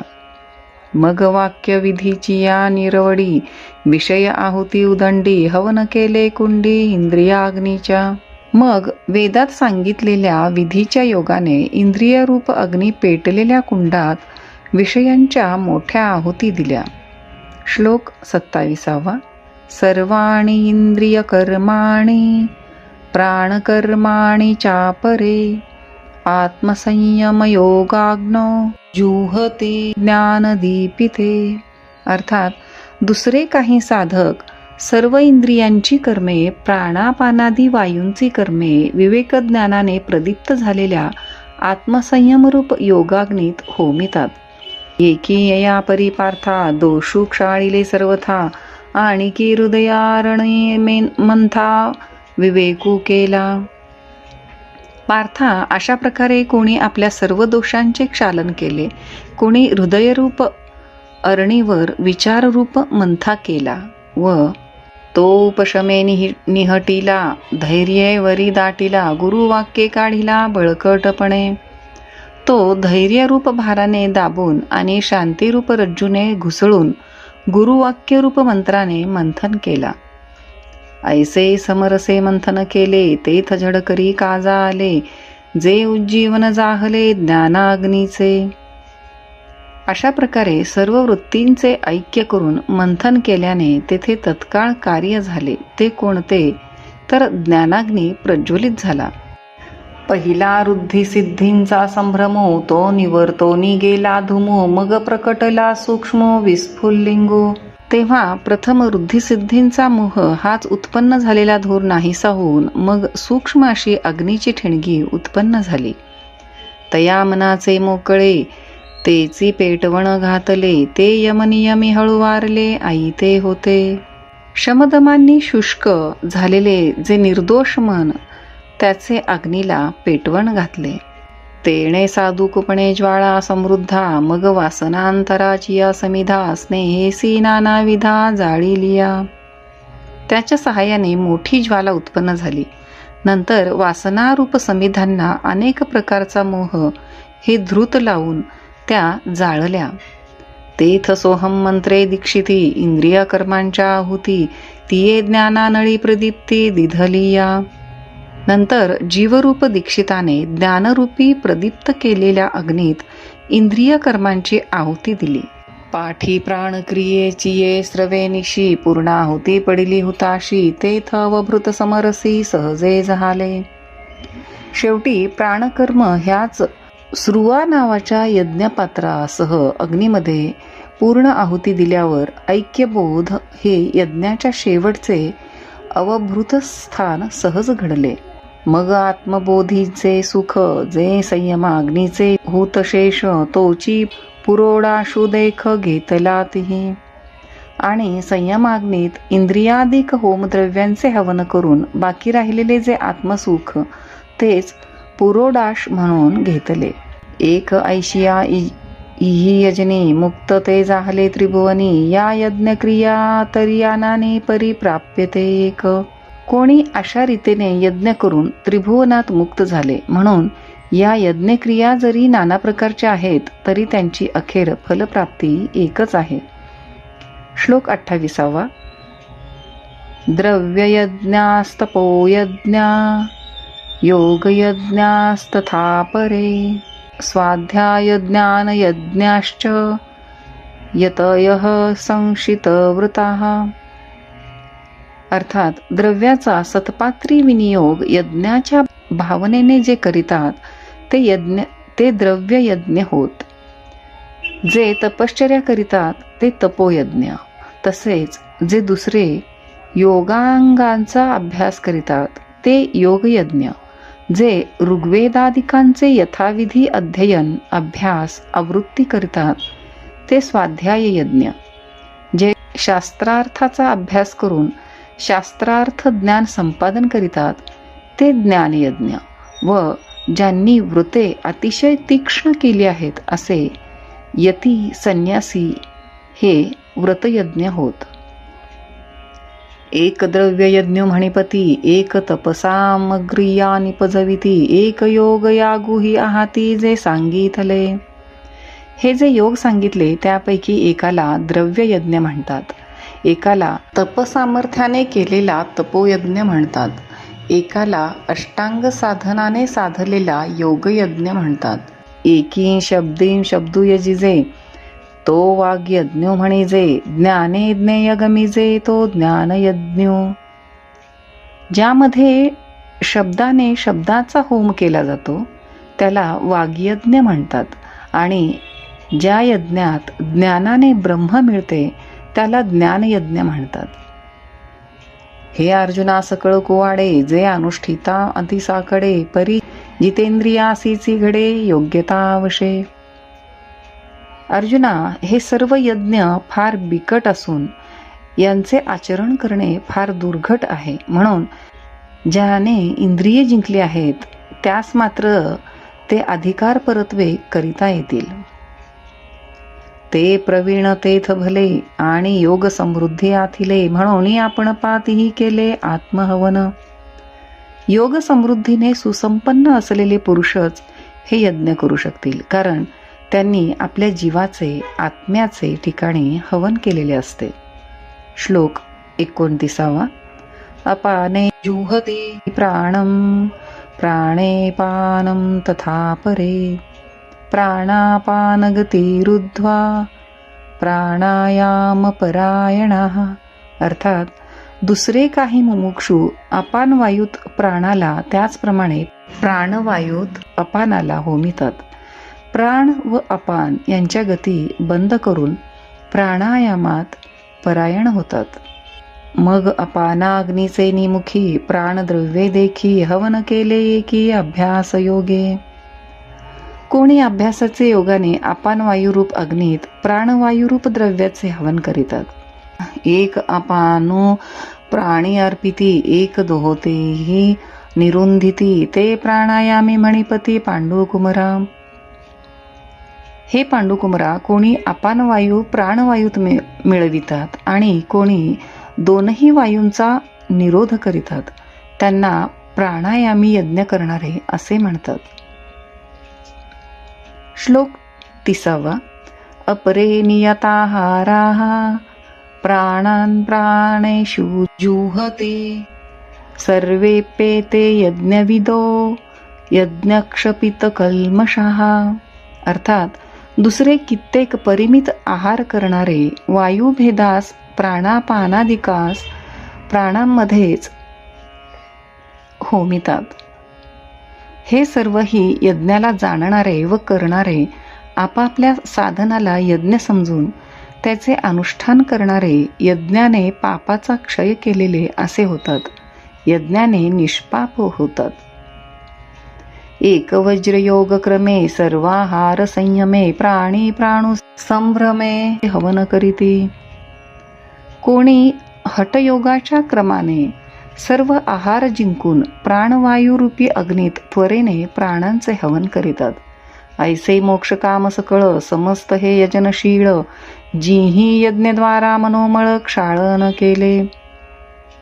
अशा प्रकारे मोक्षप्राप्तीचीच इच्छा करणारे हे सर्व सांगितलेले यज्ञकर्ते असून त्यांनी त्या यज्ञाच्या द्वारे आपले कामक्रोधाधिक विकार नाहीसे केलेले असतात. जया विद्या जात जाळीता, जे उरले निज स्वभावता, जेथ अग्नी आणि होता उरेचिना. अशा प्रकारे सर्व अविद्या अज्ञान जाळून टाकल्यामुळे त्याला स्वाभाविकपणेच शुद्ध स्वरूप उरते व अग्नी आणि यज्ञ करणारा असा द्वैत भाव राहत नाही.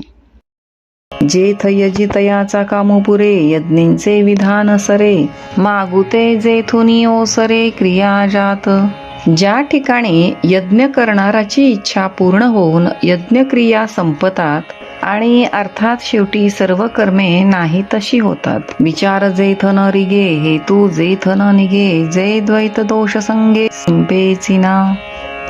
ज्या ठिकाणी विचाराचा शिरकाव होत नाही, कामनेचा स्पर्श होत नाही व द्वैत दोषांचा स्पर्श होत नाही. श्लोक 31. यज्ञशिष्टामृतभुजो यान्ति ब्रह्म सनातनम्, नायं लोकोऽस्त्ययज्ञस्य कुतोऽन्यः कुरु सत्तम. अर्थात यज्ञ करून अविशिष्ट राहिलेल्या वेळी अमृत नावाचे अन्न खाणारे मुमुक्षू ब्रह्म चित्तशुद्धी ज्ञानप्राप्तीच्या द्वारा नित्य ब्रह्मास प्राप्त होतात. हे कुरुकुलातील श्रेष्ठा, एकही यज्ञ न करणाऱ्या पुरुषाला हा लोक नाही. मग दुसरा कोठचा?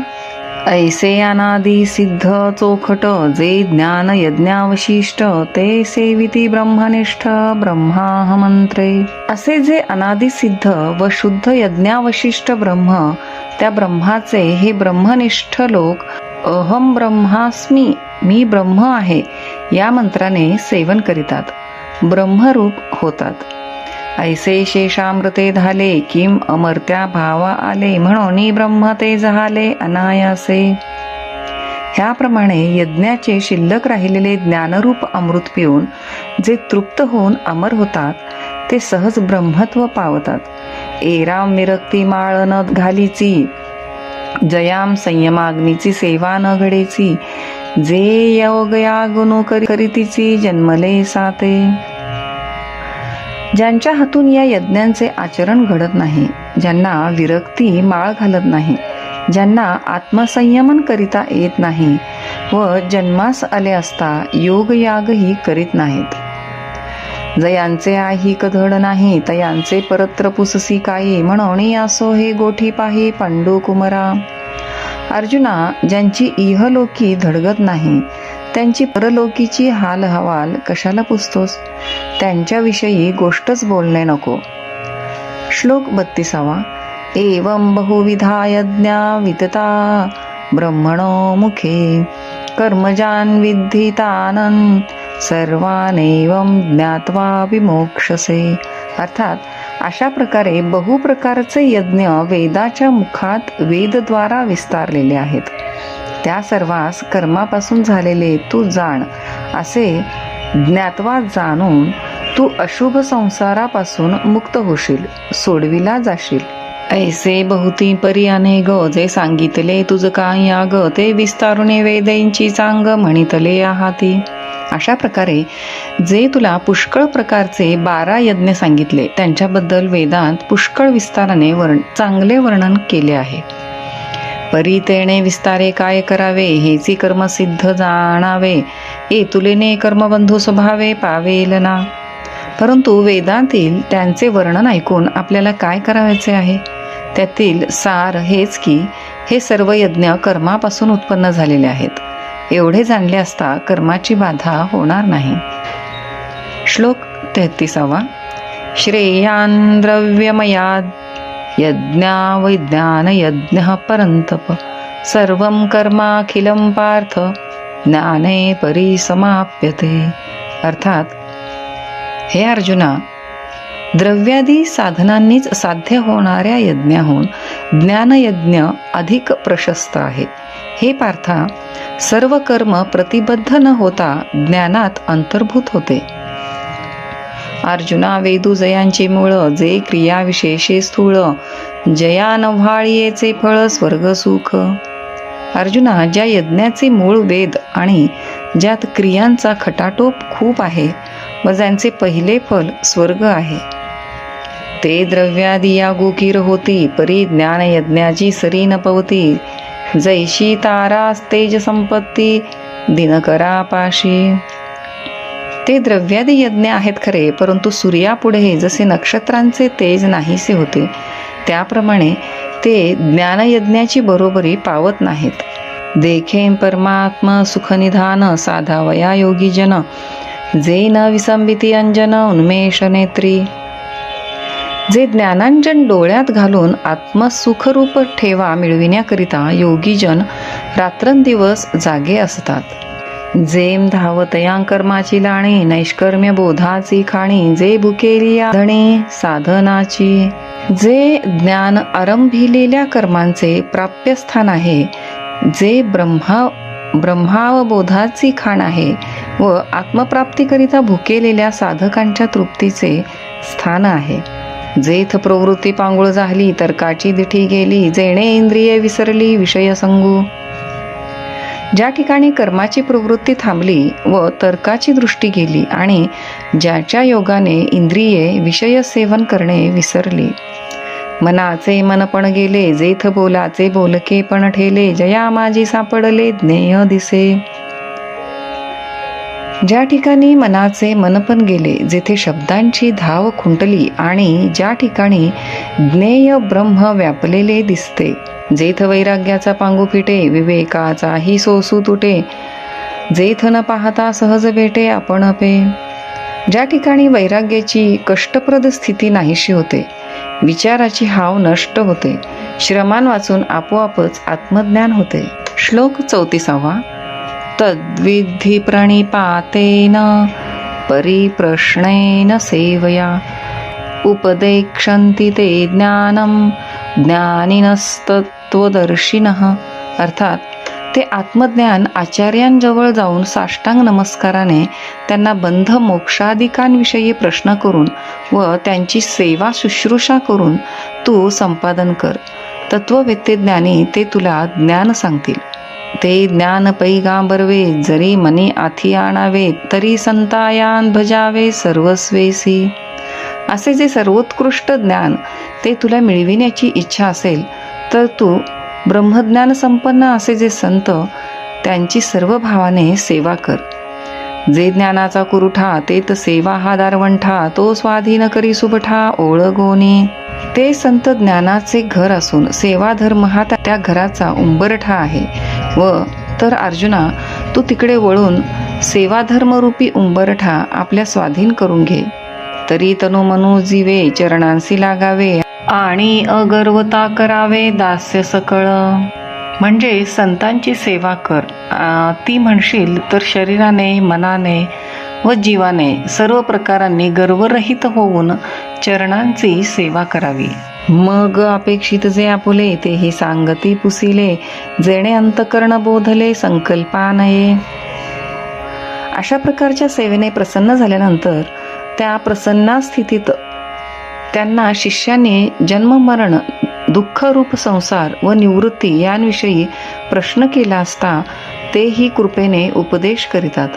त्या उपदेशापासून होणाऱ्या बोधाचे ऐश्वर्य असे आहे की शिष्याचे अंतकरणात संसाराची कल्पना पुन्हा येत नाही. श्लोक 35. यज्ञात्वा न पुनर्मोहमेवं यास्यसि पांडव येन भूतान्यशेषेण द्रक्ष्यस्यात्मन्यथो मयी. अर्थात हे पांडवा, जे ज्ञान संपादन केल्यावर पुनरपी अशा प्रकारे मोहाला तू प्राप्त होणार नाहीस. ज्या यज्ञाने अब्रह्मस्तंभपर्यंत भूतासी आपल्यामध्ये प्रत्यगात्म्यामध्ये व मजमध्ये परमेश्वरामध्ये पाहशील. जयाचे वाक्य उजिवडे जाहले चित्त निधडे ब्रह्माचे निपाडे निशंकू होय. ज्यांच्या उपदेशापासून ब्रह्माप्रमाणे निसंशय व निर्धास्त अंतकरण ज्या वेळेस होईल ते वेळी आपण पेयासहिते ये अशेषेही भूते माझ्या स्वरूपी अखंडिते देखसी तू. त्यावेळी आपणासह वर्तमान सर्व भूते माझ्या अखंड स्वरूपाच्या ठिकाणी तू पाहशील. ऐसे ज्ञान प्रकाशे पाहेल तै मोहांधकारू जाईल जय गुरु कृपा होईल पार्थागा. पार्था, अशा रीतीने जेव्हा संतांची कृपा होईल तेव्हा तुझे अंतकरणात ज्ञानाचा उदय होऊन मोहरूपी अंधार नाहीसा होईल. श्लोक 36. अपि चेदसि पापेभ्यः सर्वेभ्यः पापकृत्तम् सर्वं ज्ञानप्लवेनैव वृजिनं संतरिष्यसि. अर्थात सर्व पाप्यांहून अतिशय पाप करणाराही जरी तू असलास तरी ज्ञानरूपी नौकेनेच सर्व पापाला अनायासाने तरून जाशील. जरी कल्मशाचा गरू तू भ्रांतीचा सागरू व्यामोहाचा डोंगरू होनी अससी.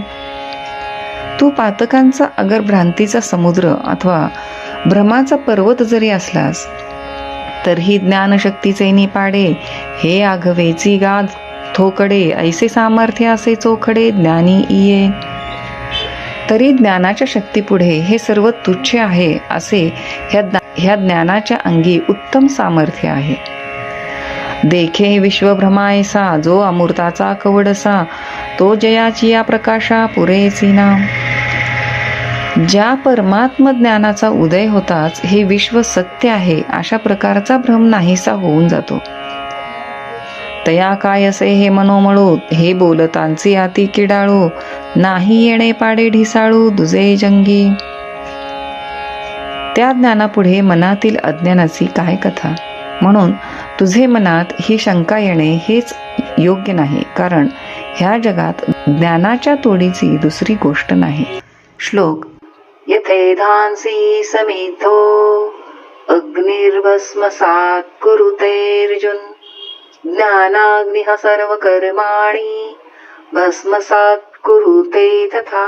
अर्थात हे अर्जुना, ज्याप्रमाणे चांगला प्रदीप्त झालेला अग्नी लाकडांना जाळून भस्म करतो, त्याप्रमाणे ज्ञानरूप अग्नी सर्व संचित व क्रियमान कर्मे जाळून भस्म करतो. सांगे भुवनत्रयाची काजळी, जे गगना माझी उधवली, तिये प्रळयींचे वाहुटळी, काय अभ्रपुरे. त्रैलोक्य पेटल्यावर आकाशात पसरलेल्या त्याच्या धुराला पार उडवून देणारी जी प्रलय काळाची वावटळ, तिला ढग नाहीसे करणे अवघड आहे का? किम पवनाचे निकोपे, पाणी येंची जो पळीपे, तो प्रळया नळू दडपे, तृणे काष्ठे काही. किंवा वाऱ्याच्या सहाय्याने अग्नी भडकला असता जो पाणीही जाळून टाकितो, तो प्रलय काळचा अग्नी गवत आणि काष्ठे ह्यांनी विझेल का? श्लोक 38. नहि ज्ञानेन सदृशं पवित्रमिह विद्यते, तत स्वयं योग संसिद्धः कालेनात्मनि विंदती. अर्थात ज्ञानासारखे पावन करणारे, शुद्धी करणारे या जगात काहीच नाही.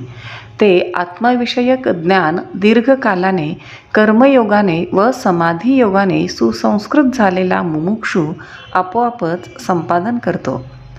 म्हणून यासो हे न घडे, ते विचारितांची असंगडे, पुढती ज्ञानाचे निपाडे, पवित्र न दिसे. असो, ह्या गोष्टी कधी घडणार नाहीत आणि त्यांचा विचार करणे हे विसंगत आहे. म्हणून ज्ञानाचा जो जो विचार करावा, तो तो त्याच्या योग्यतेची पवित्र वस्तू दुसरी कोणतीच दिसत नाही. एथ ज्ञान हे उत्तम होय, आणि कही एक तैसे केम आहे, जैसे चैतन्य कानो हे दुसरे गा. ज्याप्रमाणे चैतन्य दुसरे नाही, ते एकच आहे, त्याप्रमाणे ह्या लोकी ज्ञान ही एकच उत्तम वस्तू असून त्याच्या बरोबरीची दुसरी वस्तू नाही. ह्या महातेजाचे नी कसे, जरी चोखाळू प्रतिबिंब दिसे, काम गिवसिले गिवसे आकाश हे. जर सूर्याचे कसोटीला त्याच्या प्रतिबिंबाचे तेज लागेल किंवा आकाशाला आपल्या कवळ्यात कवटळता येईल, ना तरी पृथ्वीचे निपाडे, कांटाळे जरी जोडे, तरी उपमा ज्ञानी घडे पंडू कुमरा. किंवा पृथ्वीच्या बरोबरीची दुसरी वजनदार वस्तू जर सापडेल, तरच अर्जुना ज्ञानासारखी दुसरी वस्तू संभवेल. म्हणून बहुती पर्य पाहता, पुढत पुढती निर्धारिता, हे ज्ञानाची पवित्रता ज्ञानीची अथी. म्हणून पुष्कळ प्रकाराने अनेक वेळा विचार करून पाहता, ह्या ज्ञानाचे पावित्र्य एका ज्ञानालाच आहे. जैसी अमृताची चवी निवडीजे, तरी अमृताची सारिखे म्हणीजे, तैसे ज्ञान हे उपमिजे ज्ञानेसीची. अमृताची चव कोणी विचारली असता ती जशी अमृतासारखीच आहे असे म्हणावे लागते, तशी ज्ञानाला ज्ञानाचीच उपमा देता येते. आता यावरी जे बोलणे, ते वायाची वेळू फेडणे, तव सांचची हे प्राथू म्हणे, जे बोलत असा. आता ह्यापेक्षा ज्ञानाविषयी जास्त चर्चा करणे म्हणजे वेळ व्यर्थ घालवणे होय. तेव्हा अर्जुन म्हणाला, तुम्ही बोलता ते खरे आहे, परी तेची ज्ञान केवी जाणावे, ऐसे अर्जुने जव पुसावे, तव ते मनोगत देवे जाणीतले. पण ते ज्ञान कोणत्या उपायाने प्राप्त करून घ्यावे असे जो अर्जुन विचारणार, तो त्याचे मनातील हेतू देवाने जाणला. मग म्हणत असे किरीटी, आता चित्त देई ये गोठी, सांगेन ज्ञानाची ये भेटी, उपाओ तुझ. आणि मग अर्जुनास म्हणाले, हे किरीटी, ज्ञानप्राप्तीचा जो उपाय मी तुला सांगणार आहे, त्या गोष्टीकडे लक्ष दे. श्लोक 39. श्रद्धावान लभते ज्ञानम, तत्परः संयतेंद्रियः, ज्ञानं लब्ध्वा परां शांतीं चिरेणाधिगच्छति. अर्थात श्रद्धाळू गुरुची उपासना इत्यादी ज्ञानप्राप्तीच्या उपायांमध्ये अत्यंत आसक्त व जितेंद्रिय, विषयांपासून इंद्रियांना ज्याने निवृत्त केले आहे असा ज्ञानाला प्राप्त होतो. ज्ञान प्राप्त झाल्यावर मोक्ष या नावांची शांती सत्वरच त्यास प्राप्त होते. तरी आत्मसुखाची या गोडिया, विटे जो का सकळ विषया, जयाच्या ठाई इंद्रिया मानो नाही. आत्मसुखाच्या गोडीने ज्याचे मन सर्व विषयांविषयी अनासक्त होते आणि ज्याच्या ठिकाणी इंद्रियांना कोणतीच प्रतिष्ठा नाही. जो मनासी चाड न सांगे, जो प्रकृतीचे केले ने घे, जो श्रद्धेचे निसंभोगे सुखिया जाहला. जो आपली इच्छा आपल्या मनाला कळू देत नाही, जो प्राचीन कर्मसंस्काराने उत्पन्न केलेल्या वासना विचारात घेत नाही, दाबून टाकीतो आणि जो ज्ञानप्राप्तीच्या श्रद्धेने आनंदी होतो. तया तेंची गिवसित, ते ज्ञान पावे निश्चित, जया माझी अचुंबित शांती असे. अशा पुरुषास शांतेने ओतप्रोत भरलेले ज्ञान आपोआपच प्राप्त होते. ते ज्ञान हृदयी प्रतिष्ठे आणि शांतीचा अंकुरू फुटे. मग विस्तार बहु प्रकटे आत्मबोधाचा. ते ज्ञान मनामध्ये स्थिर झाले म्हणजे मग शांतीचा अंकुर फुटून पुढे आत्मबोधाचा विस्तार होतो. मग जे उती वास पाहिजे ते उती शांतीची देखिजे, तेथ आपापरू नेणिजे निर्धारिता. मग तो जिकडे पाहिल तिकडे त्याला शांतीच दिसते आणि त्या शांतीचे ठिकाणी आपपरभाव अजिबात नसतो. ऐसा हा उत्तरोत्तरू ज्ञानबीजाचा विस्तारू, सांगता असे अपारू परी असो आता. अशा रीतीने ज्ञानाविषयी जेवढे वर्णन करावे तेवढे थोडेच आहे, तर ती गोष्ट आता राहू दे. श्लोक 40. अज्ञश्चाश्रद्धानश्च संशयात्मा विनश्यति, नायं लोकोऽस्ति न परो न सुखम संशयात्मनः. अर्थात आत्म्याला न जाणणारा व अश्रद्धाळू व संशयी विनाश पावतो. संशयी पुरुषाला हा लोक नाही, परलोक नाही व सुख नाही. ऐकेम जया प्राणियाच्या ठाई, या ज्ञानाची आवडी नाही, तयाचे जियाले म्हणो काही, वरी मरण चांग. हे पहा, ज्या मनुष्याच्या ठिकाणी अशा प्रकारच्या ज्ञानाची आवड नाही त्याचे जगणे काय म्हणावयाचे, त्यापेक्षा मरण चांगले. शून्य जैसे का ग्रह, का चैतन्ये विणदेह, तैसे जीवित ते संमोह ज्ञानहीन. एखादे ओसाड घर किंवा प्राणांवाचून जसे शरीर, त्याचप्रमाणे ज्ञानहीन मनुष्याचे जीवन मोहयुक्त असते. अथवा ज्ञान किरू आपुनो हे, परी ते चाड एकी जरी वाहे, तरी ते जिव्हाळा काही आहे प्राप्तीचा पै. खरे ज्ञान प्राप्त झालेले नाही, परंतु ते प्राप्त होण्याची जो मनुष्य इच्छा बाळगतो त्याला काही ज्ञानप्राप्तीचा संभव आहे.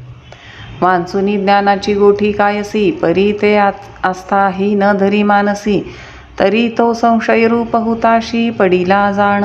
ज्ञान असण्याविषयीची गोष्ट राहिली, परंतु ते प्राप्त व्हावे अशी ज्यास ओढ नाही, तो संशयरूप अग्नीत पडला असे समज. जे अमृतही परी नावडे, ऐसे सावियाची अरोचकू जई पडे, तै मरण आले असे पुढे जाणो एकी. काम की अमृतही आवडत नाही अशी अरुची जेव्हा सहज उत्पन्न होते तेव्हा त्या मनुष्याचा मृत्यू ओढवला आहे असे समजावे. तैसा विषय सुखे रंजे, जो ज्ञाने सिंची मांजे, तो संशय अंगीकारी जे एथ भ्रांती नाही.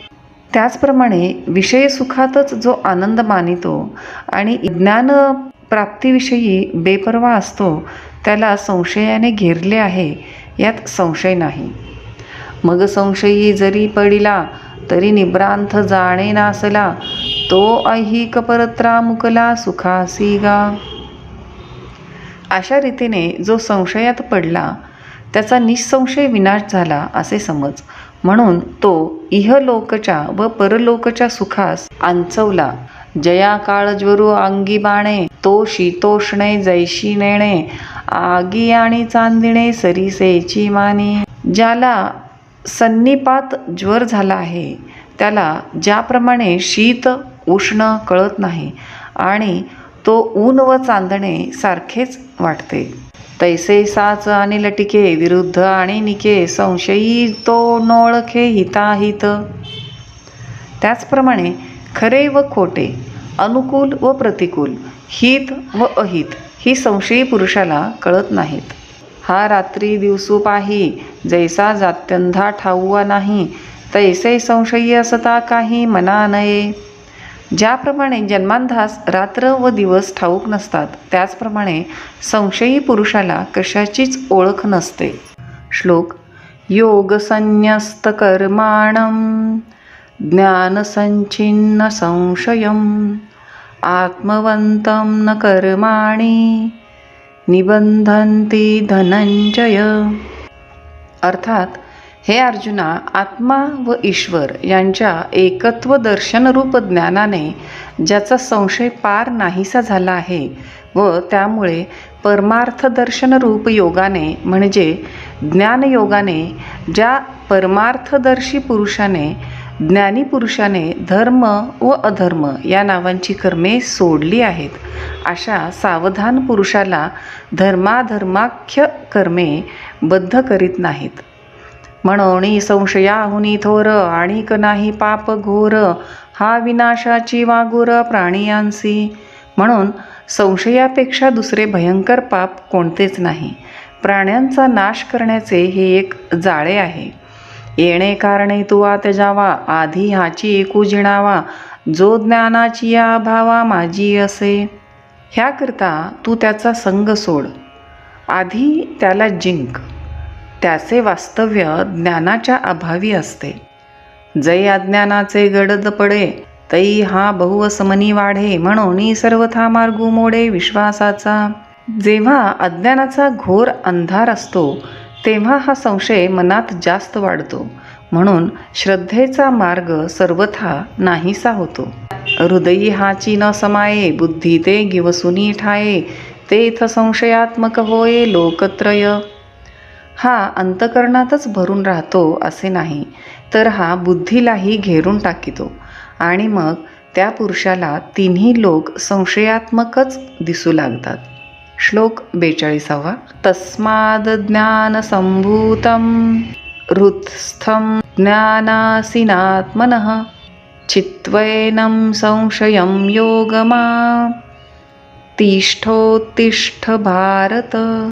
अर्थात, त्या अर्थी अज्ञानापासून अविवेकामुळे उत्पन्न झालेल्या बुद्धीत असलेल्या आत्म्याविषयीच्या या संशयास शोकमोहादी दोषांना घालविणाऱ्या यथार्थ ज्ञानरूप तरवारीने तोडून ज्ञानसाधनभूत कर्मानुष्ठान कर.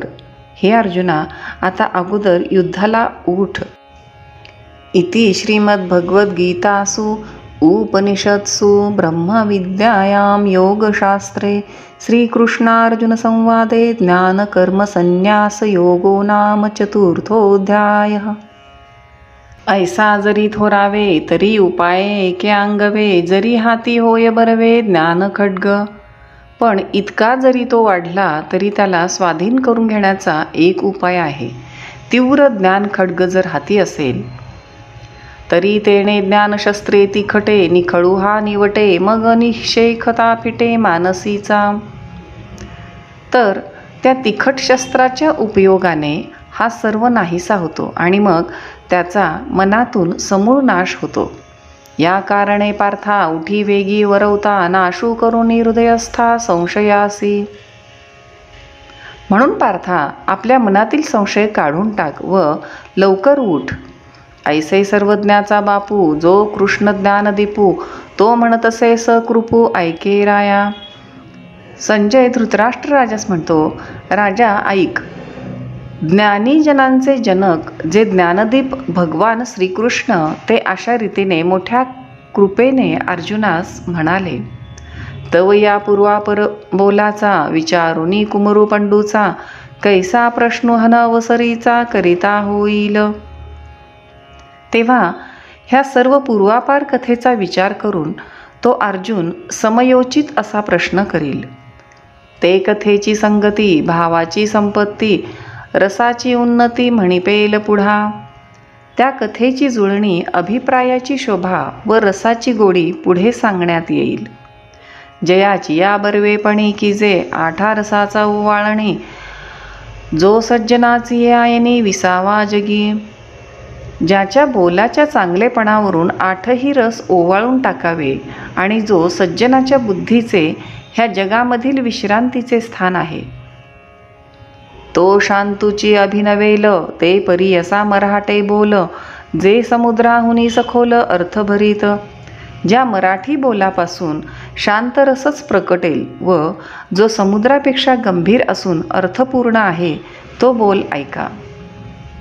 जैसे बिंब तरी बचके एवढे, परी प्रकाशा त्रैलोक्य थोकडे. शब्दाची व्याप्ती तेणे पाडे अनुभवावी. जसे सूर्यबिंब हे बचकेत मावण्या एवढे दिसते, परंतु त्याचे प्रकाशाला त्रिभुवन सुद्धा पुरत नाही, तशी या शब्दार्थाची व्याप्ती आहे असे अनुभवावे. ना तरी कामी तयाची या इच्छा, फळे कल्पवृक्षू जैसा. बोलू व्यापकू होय तैसा, तरी अवधान द्यावे. किंवा कल्पवृक्ष जसा कामीजनांच्या इच्छा पूर्ण करतो, तसे हे बोल सर्व इच्छा पूर्ण करणारे आहेत, म्हणून ह्यांच्याकडे लक्ष द्यावे. हे असो काय म्हणावे, सर्वज्ञ जाणती स्वभावे. तरी निके चित्त द्यावे, हे विनंती माझे.